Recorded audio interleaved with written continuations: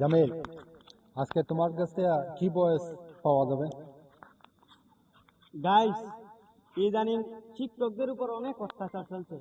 এই জন্য শিক্ষকদের অত্যাচারের প্রতিবাদে আমি একটি মন ভাঙ্গার গর্জন দেব। শিক্ষা জাতির মেরুদণ্ড রাজা বলেছে, তাহলে কেন শিক্ষকদের উপর অত্যাচার চলতেছে?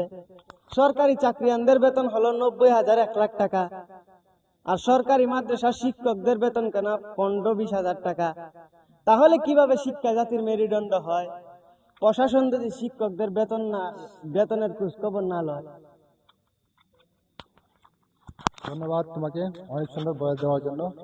সরকার তো অবশ্যই আমাদের সেই দাবি পালন করবে। স্কুল মাদ্রাসা যারা শিক্ষকরা আন্দোলন করেছেন, তাদের আন্দোলনের দাবি অবশ্যই সরকার মেনে নেবে। ওকে, আসসালামু আলাইকুম।